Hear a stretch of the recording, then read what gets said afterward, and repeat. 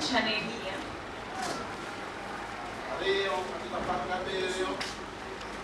Mbili ndogo 17.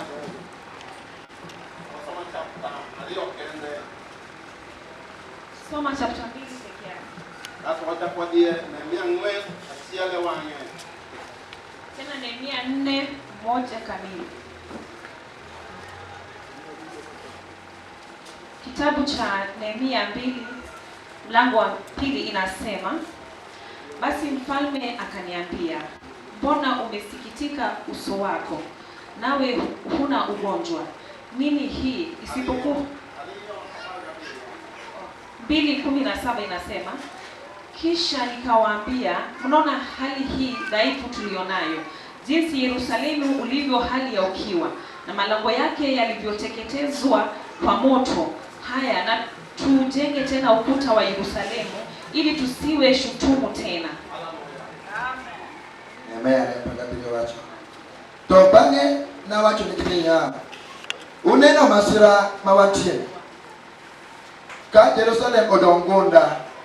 Kendo ragene owangi mach.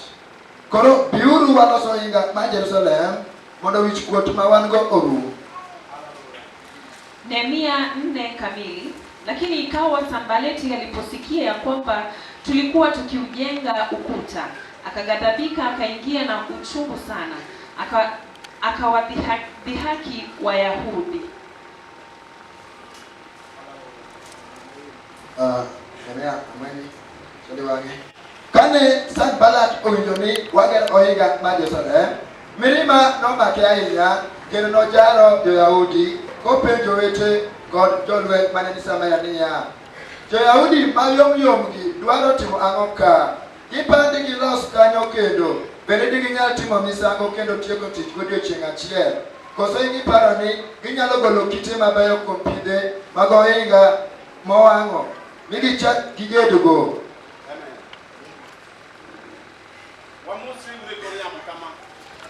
Tusalimiani hewani. Bwana asifiwe. Bwana asifiwe. Mungu abariki kiongozi wa mkutano. Na tena Mungu abariki mshuhudaji kwa kina. Ushuhuda inastahili itendwe zaidi,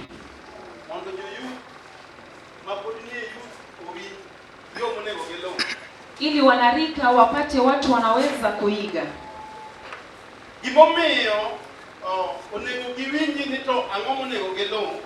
Ni kwa sababu wanastahili kujua ni kitu gani wanapaswa kufuata. Ila mtu akipotoka anapotoka, ila anajua ndiye anapaswa kufuata. Wanarika tupeperushe hivi. Mungu akubariki mwana wetu.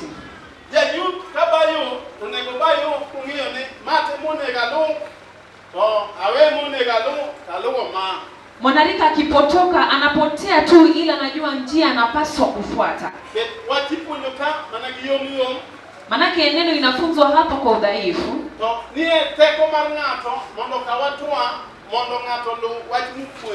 Ila iko katika nguvu ya mtu achukua tu afuate kitu ambacho kimefunzwa.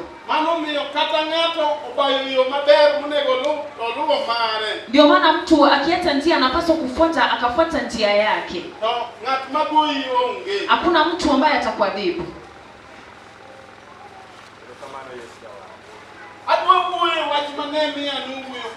Nataka kuzungumzia neno Nehemia alizungumza juu yake. Kuna neno Nehemia aliona.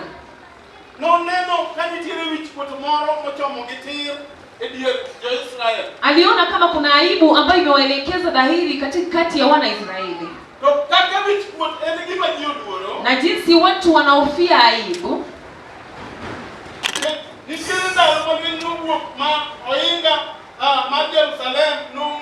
Manake kuna wakati vita ilianza mpaka mnara wa Israeli ilivunjwa.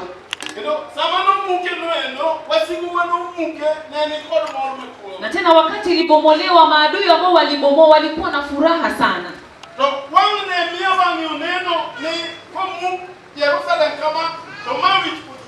Na tena Nehemia akaweza kupata ufunuo kwamba Yerusalemu ikivunjwa hili ni aibu kubwa.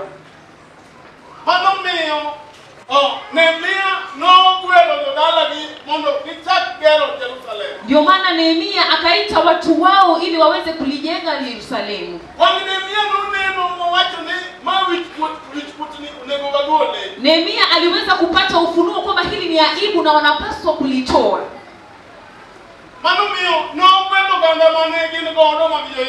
Sababu hiyo aliita umati waliokuwa nao wa Israeli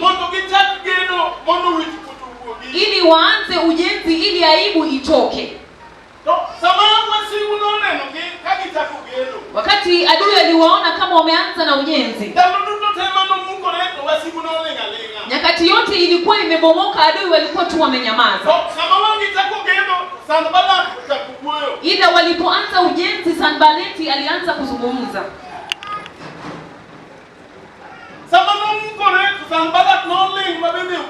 Wakati ulikuwa umebomoka, Sanbalati alikuwa amenyamaza, hakuwa anazungumza. Na angeweza kusema kwamba kuna aibu, manake mnara huo ulikuwa umebomoka. Ila alipoona kama ujenzi umeanza, Sanbalati alianza kuzungumza akisema, na je, watu hawa wadhaifu kunayo kitu wanaweza kutenda kwa hakika? Na hili kitu ambao wakijenga kama upepo imekuja litaanguka.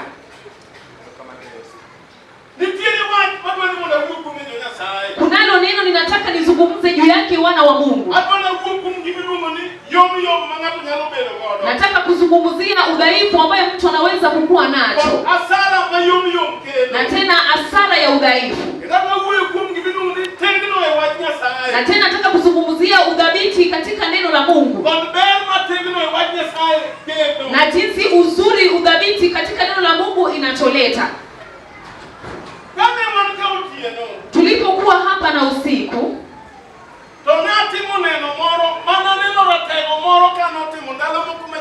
nilishuhudia ushuhuda ambao nilisikia jasiri mwingine alishuhudia nyakati za nyuma. Mume huyu alikuwa anafanya kazi kule. Alipokuwa anafanya kazi kule kwa Mgoya, hilo lilikuwa kampuni kubwa zaidi. Lakini katikati dairi walikuwa wameacha uwanja kubwa, na hilo uwanja ambalo liliachwa, mtu huyu alikuwa kiongozi, anaingia na suti akiingia katika afisi yake. Na ilipofika saa 4 kunalo kitu huyu mtu alikuwa anatenda. Saa 4 wakati watu wanakunywa chai, kuna kitu alikuwa anatoka kwenda kufanya. Alikuwa anatoka katika hilo uwanja na suti lake, analala chini kifudifudi. Alikuwa anafanya hivyo akimuomba Mungu.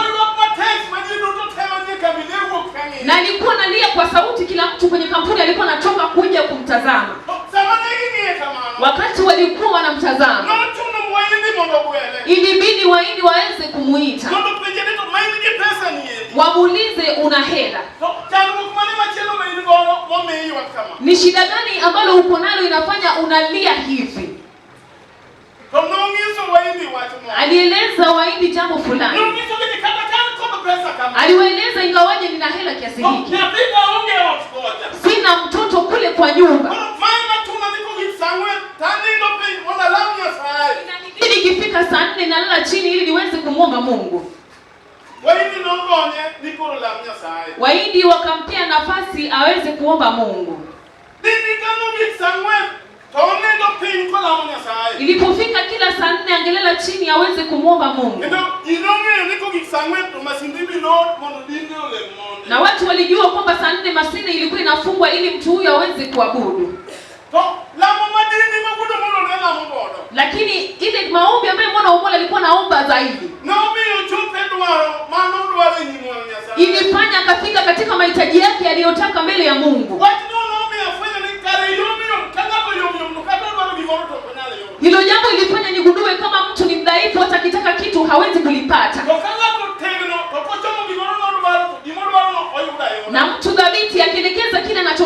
lazima atalipata.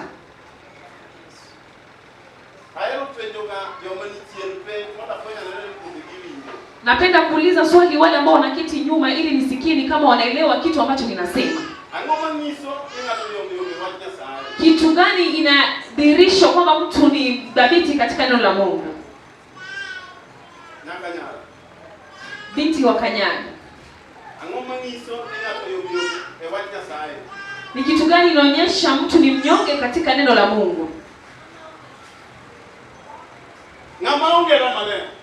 Asiye na Roho Mtakatifu. Mungu akubariki. Roho Mtakatifu atapata mtu. Anayetaka Roho Mtakatifu lazima awe dhabiti katika neno la Mungu. Na hiyo ujasiri wake katika neno la Mungu inafanya anaandaa moyo wake afike katika nguvu za Roho Mtakatifu. Aliye nyuma aseme lingine. Binti wa Kanyaga tusema lingine.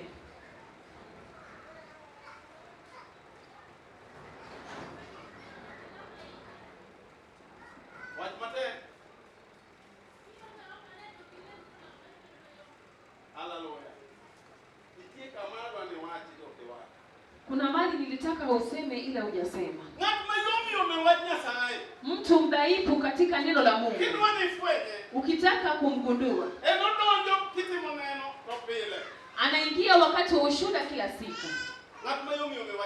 Mtu mdhaifu katika neno la Mungu.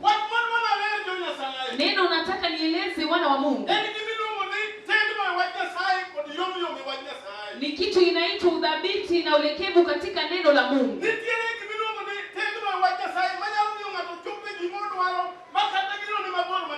Kuna udhabiti katika neno la Mungu, hata ukitaka kitu gani lazima utafikia.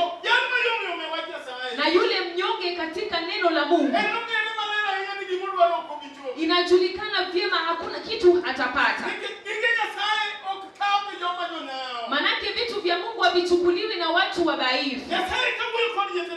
Na Mungu akinena na wana wa Israeli akiwapeleka Kanani, anawaeleza jambo gumu. Na wapeleka muende mkaridhi nchi ya wenye nguvu. Na sijui kwa nini Mungu alikuwa anawaelekeza wakaridhi ardhi ya watu wenye nguvu. Angetafuta nchi yenye watu ambao si wadhabiti waende wakachukue.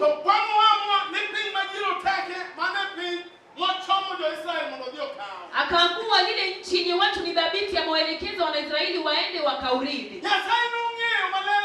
Na Mungu alijua vizuri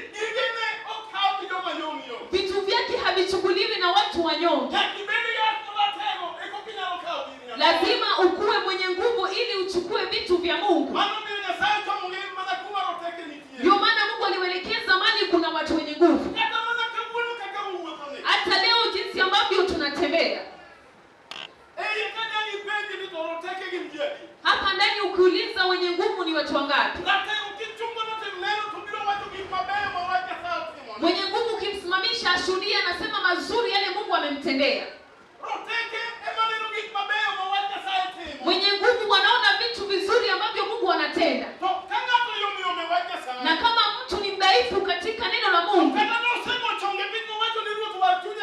hata kama aligotisha akasema mfalme niokoe mimi ni mwenye dhambi, akaanza kuona mazuri neno la Mungu linatenda. Na hata hivyo mfalme ameanza kumpa vitu kwa sababu ni mtu mnyonge. Mtu mnyonge, adui anakuja kumpokonya vitu mkononi mwake.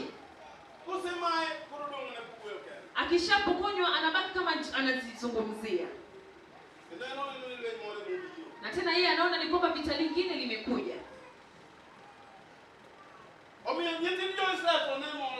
Wana wa Israeli kwa sababu hiyo walinifurahisha. Nyakati waligundua maovu yanatendeka, wakasema ni kama tumekosa mbele ya Mungu. Na hilo jambo ilifanya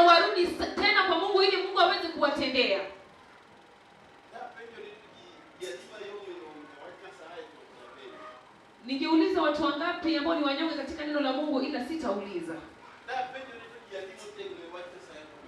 Nitauliza watu wangapi ni wadhabiti katika neno la Mungu ila sitauliza. Na moyo wako wa ndani unaweza kujibu hilo swali. Unaweza rudi moyoni mwako ujione kwamba hakika mimi ni mdhaifu kwa neno la Mungu. Manake mtu ambaye ni mnyonge kwa neno la Mungu, maneno yake yamekwama katika kila kona. Na mtu mdhabiti kwa neno la Mungu, kama neno gumu limekuja kiasi gani, anapata amepita ameenda huko pande mwingine. Ndio maana huyo mtu mdhabiti ukimsimamisha ashuhudie, anasimama aseme maneno mazuri, neno la Mungu linatenda. Yule amejijibu rohoni mwake kwamba mimi ni mnyonge, ningekueleza. Hata kama ni wewe mwanarika mdogo unajiona wewe ni mnyonge katika neno la Mungu, na kueleza unyonge wako utakuletea hasara mwingi. Ukigundua rohoni mwako wewe ni mnyonge, badilika useme ninataka nikuwe dhabiti kwa neno la Mungu. Daudi alinifurahisha sana wakati anazeeka sasa. Anagundua kwamba udhabiti wake katika neno la Mungu imemfanya kuwe na ushuhuda, anaweza simama aeleze. Anasema neno aligundua kuna mtu anaweza kumdanganya. Tangia akuwe mtoto mdogo mpaka anakuwa mzee mkongwe, baada hajaona mtu ambaye amemtegemea Mungu, ambaye Mungu amemwacha. Hajaona mtu ambaye anamtegemea Mungu, ambaye watoto wake wanaomba barabarani. Hajaona mtu ambaye ametegemea Mungu, Mungu amemwacha jinsi alivyompata.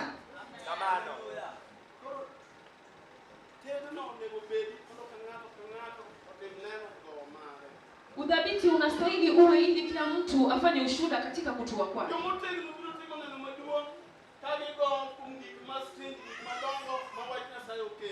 Watu wadhabiti watashuhudia kama wanatua kwa vitu vizuri ambazo Mungu ameleta. Na kueleza mtu wa Mungu, na kueleza mwanarika ungali mchanga. Usikubali ukue upande ya watu ni wadhaifu. Unaweza kataa hudumu ukiwe mdhaifu, ili hali ni hasara ndio utapata.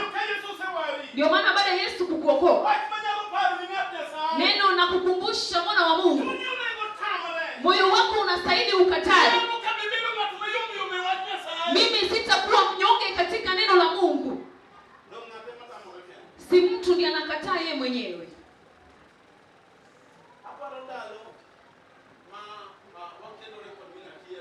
Nakumbuka nyakati ambao tulipooana na mke wangu. Alikuja, alipata kama tunaabudu katika full gospel.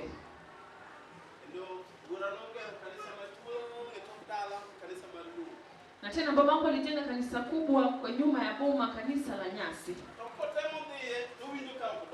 Na akijaribu kuenda anasikia haingiani.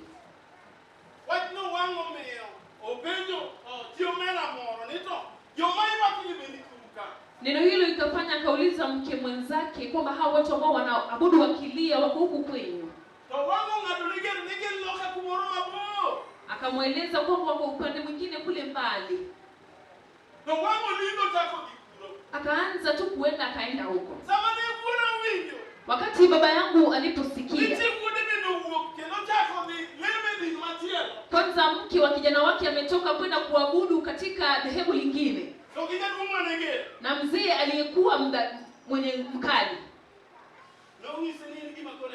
alimweleza jambo nataka ufanye, hama uende upike kwako. Alihamishwa, hata kama si kwa boma, alihamishwa aende kwake.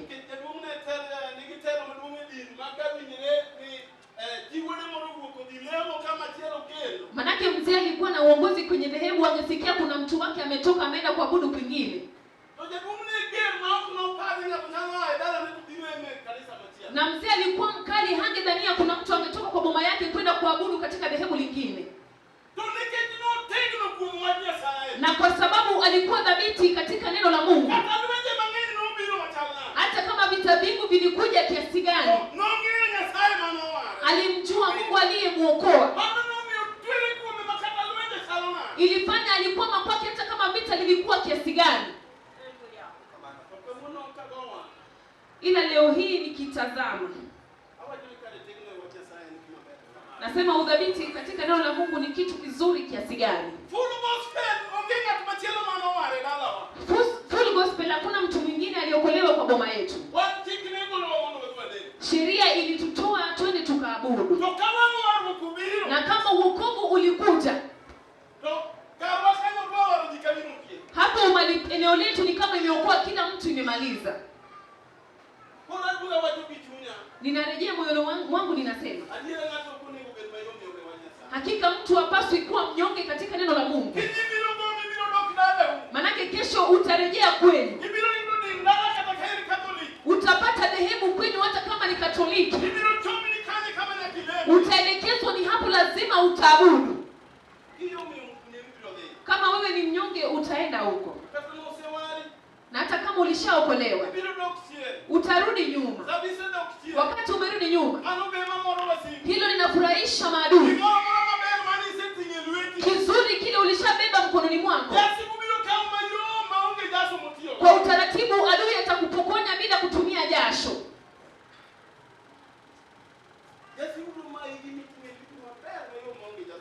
Adui atakupokonya mkononi mwako rahisi bila jasho yote kumwagi. Na kueleza asubuhi hii mwana wa Mungu yule amejijibu rohoni mwake, akagundua mimi ni mnyonge katika neno la Mungu. Unapaswa useme ninataka kuwa dhabiti katika neno la Mungu. Watu wa dhabiti watashuhudia kwa yale mazuri wameona katika wokovu. Marafiki wako watazungumzia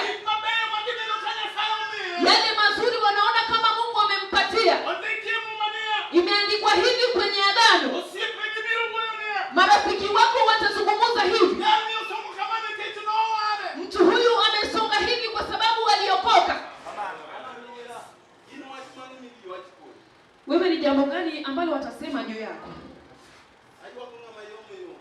Ninamjutia mtu ambaye ni mnyonge. Manake udhabiti inagunduliwa mahali pa kutua. Mahali sasa nimeelekea, macho yangu inapaswa kuona yale mazuri neno la Mungu limenitendea. Kama asingelikuwa ni neno la Mungu, hili hakika lingetendeka. Ingali bado kuna nafasi, mwana wa Mungu. Haupaswi kulala. Moyo wako uamke ukiwa mbele ya Yesu mwana wa Mungu. Unasema napaswa kuwa dhabiti katika neno la Mungu. Yule mtu huyo ni dhabiti. Neno la Mungu litapenya naye kila wakati. Manake neno la Mungu ikishika mkono wa mtu, akitembea nawe kila wakati, inataka iweke mazuri mkononi mwako.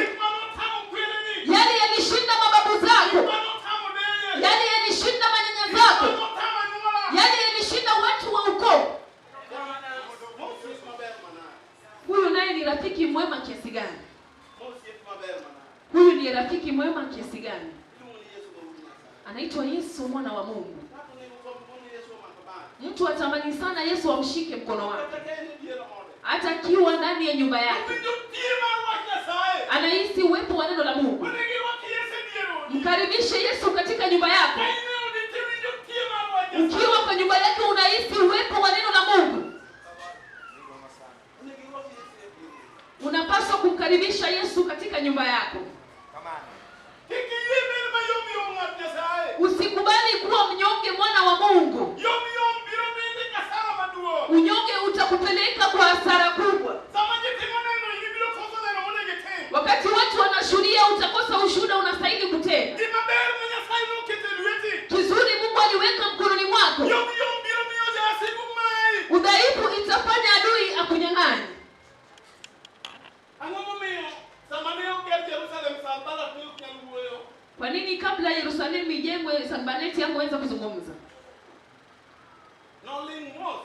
Alinyamaza sana. En failure na more. Manake kuanguka kwa mtu ndio kifuraha yake. Kama ndio nenda kutakige. Wakati aliona ujenzi umeanza, alianza kuzungumza akisema, watu hao ni wanyonge. Watu hawa wanyonge wanadhani wanaweza kujenga kwa hakika. Mungu anapaswa kutusaidia wana wa Mungu. Mtu ameokoka kwa damu ya Yesu mwana wa Mungu. Macho yako inapaswa kufunguka. Ndio macho yake ilitazama. Akaona upungufu waliokuwa nayo. Ile upungufu ilifanya likusanya watu wao waweze kujenga. Nawe macho yako inastahili kufunuka. Ukiwa kwa nyumba yako macho yako ni shati funguka. Ukiwa kwa boma yenu macho yako ni shati funguka. Macho yako ione maneno adui analeta nao aibu kwenye boma. Kitu ilifanya Kristo akaweza kukuita. Kitu ilifanya uliitwa. Uweze kushinda maneno yalikuwa magumu kwenye boma yenu. Sasa haupaswi kunyamaza. Kunyamaza kwako inafurahisha adui. Anafurahia sana. Mtu anaendelea vibaya ila aone. Adui akiona, yeye anapiga furaha. Tumekubali aende akaabudu. Tumekubali aingie kwenye mkesha. Lakini hata hivyo, macho yake haitafunguka aone upungufu kwenye boma yao. Neno ilifanya ukaokoka mwana wa Mungu. Ili macho yako iweze kufunguka. Uone upungufu uliokuwa jinsi Nehemia aliona. Akasema ninataka kuanza kujenga. Wewe ni mwenye heri manake umeokoka. Mahali pagumu ilishinda mababu ikashinda watu wa ukoo. Unapaswa kusema mimi ninataka kulijenga. Utalijenga kama unaishi na Yesu mwana wa Mungu. Huyo ndiye ambaye ametukusanya na sasa. Neno ambaye anasema kwa sana. Kama mtu ni mnyonge, hata kama wewe ni mwanarika mchanga, ninapenda wanarika sana. Nyakati ya mwanzo Mungu kunena nami. Alinena nami kama nimemaliza darasa la 8. Nikaona shida kubwa iliyokuwa kwa boma yetu. Hilo jambo ilifanya nilienda jangwani nikiomba kwa sana. Niliomba ikifika kiwango fulani, nikiingia kule kichaka, nasikia sauti inanieleza nimeshasikia. Wakati nilisikia nimesikia, nilipoingia neno nilieleza Mungu. Nilishindwa na masomo, sifuati wasomaji wanishinde.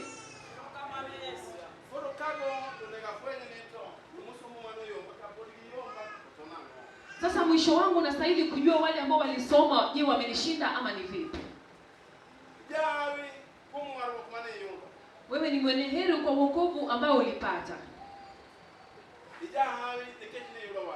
Wewe ni mwenye heri manake ulipata wokovu. Umepata mwenye nguvu anasaidia watu wadhaifu. Aliye na nguvu mtu amepungukiwa ameshindwa hata na kusoma. Yesu uliyempata anaweza kukushika mkono wako. Mungu anaelekeza wana Israeli. Naenda kuwapea nchi ya wenye nguvu. Kuchukua kitu ya mwenye nguvu ni ngumu. Mungu abariki watu wamedumu kwenye mkesha. Mungu abariki watu wamedumu kwenye maombi. Hakuna njia nyingine mtu anachukua nazo vitu vya Mungu kama sio kwa kuomba Mungu. Ndio maana ukatae na ukubali. Kutakuwa na utofauti kati ya wale wanadumu wakiomba na wale wasioomba. Mungu abariki wale wamedumu wakiomba. Mungu awabariki kwa kina. Sasa hii tuko katika wiki ya kuomba. Utapata watu walikuwa kwa kesha ndio wameingia kwa kuomba. Kwa sababu gani? Adui ana hekima sana. Anasema hata kama ameokoka, hatutaki aende mbali sana. Wakati wana wa Israeli wakitoka, Farao anapea Musa amri, wanapaswa kuenda ila sio mbali sana. Hilo ndilo siri ambalo linatendeka. Mtu anaokoka ila amedumu mguni mwake, hafiki kwa nguvu za Roho Mtakatifu. Wakigiza maombi ama mkesha hafiki. Manake hilo moyo linafanya kazi kisirisiri. Hilo moyo Farao alisema waache waende ili wasiende mbali. Yule anataka kuona utukufu wa Mungu, anaitaka kutoa aibu kwenye boma yao. Kubali uingie sana katika neno la Mungu. Nafurahia na mama anaitwa Esther. Nafurahishwa sana na Esther. Wakati neno lilimfikia, Amani ametengeneza msalaba, wanataka kumtundika ndugu yake. Akasema hili ni jambo la ajabu kiasi gani, na bado ya mjomba wake kutundikwa. Watu wakuu wote wanaenda kutundikwa, ila yeye alikuwa anajua mfalme. Alikataa hili jambo alitendeki. Neno iligeuka, manake alikataa.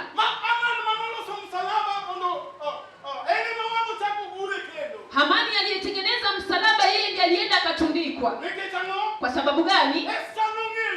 Esther alikuwa anamtambua Mungu. Alisimama dhabiti kwa neno la Mungu. Mtu wa Mungu, hata kama wewe ni mdhaifu kiasi gani, na hili mwendo ambao tuko, maneno yanaenda kuja, maneno yatakuja. Kama wewe ni mnyonge mwana wa Mungu, utapita na njia gani? Je, utazipita na njia gani? Ukiwa kwa nyumba maneno yanakusubiri. Ukiwa kazini unasubiriwa na maneno. Ukiwa kwenye maneno yanakusubiri. Utapita tena njia gani kwa hii maneno? Kama udhabiti kwa neno la Mungu limekushinda, neno mfalme anazungumzia na jioni, aliye na hekima kuwe dhabiti katika neno la Mungu. Wacha kutembea tu. Anayetembea tu atakosa ushuhuda nyakati za mwisho. Atakosa ushuhuda mwisho wake. Na itakuwa aibu kiasi gani? Ulipata wokovu, ulipata kisu